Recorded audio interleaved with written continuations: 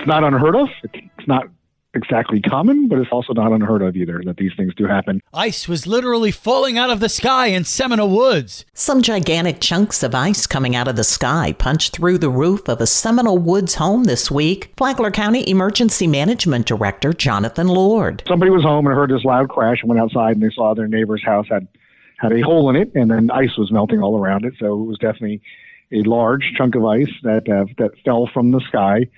The odds are, though it can't be proven for sure, the odds are it probably fell off of a commercial plane that was significantly high up in the atmosphere. Very unlikely to be a smaller plane that came from our local airport.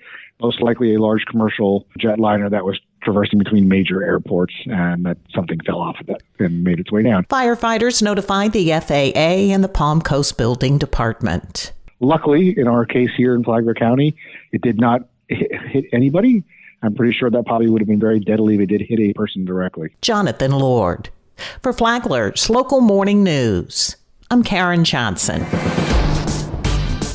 Good morning, Flagler County. I'm Rich Carroll. You're listening to Flagler's Morning News on Wednesday, February 5th. The Flagler County Sheriff's Office is pleased to welcome a new addition to its team. Sheriff Rick Staley proudly introduces their newest member. Our digital forensics unit has a new deputy, but this one's a four-legged black lab named Birdie. She's been trained on how to recover and locate computer equipment such as hard drives, thumb drives, phones, and much more during criminal investigations of human trafficking, sex predators, especially those involving children, and much more. So if these predators think they can prey on our children and commit these crimes and then hide the tools that they use to commit the crimes, they better think again, as we have a new four-legged investigator named Birdie. ESD canines are trained to identify specific chemical compounds used in the manufacturing of electronics, allowing them to uncover hidden or discarded devices that might otherwise go undetected. The addition of Canine Birdie marks a significant advancement in FCSO's investigative capabilities, particularly in cases involving cybercrime, child exploitation, fraud, and other offenses where digital evidence plays a crucial role.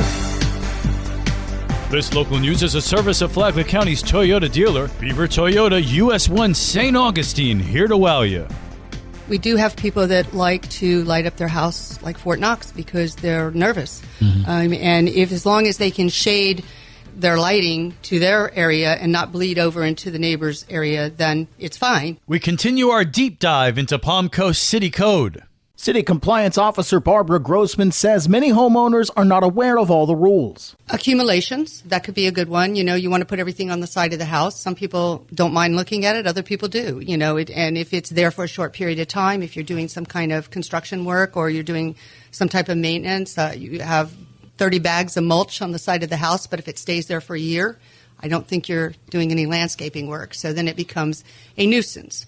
So nuisances can be a problem, accumulations, overgrown conditions, unkept houses. Grossman says the city code takes into consideration that some homes out of compliance are unoccupied. We have both a notice of violation and a notice of remedy. Notice of remedies are normally unoccupied homes. So when we get to the season where it's summertime and the lawns grow and we have unoccupied homes, we write a notice of violation.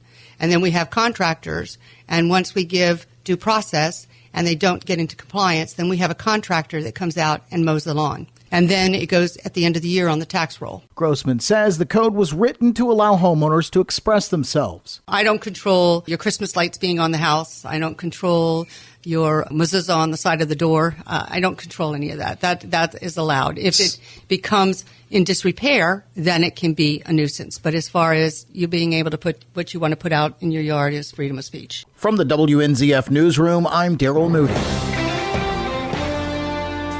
In other news, Flagler School's choice window for the 2025 through 26 year runs from February 14th to March 7th, allowing families to apply for out-of-zone schools. Applications are open for controlled enrollment and specialized high school programs. Only schools below 90% capacity will accept new students under controlled enrollment. And now you're up to date on Flagler's Morning News. I'm Rich Carroll.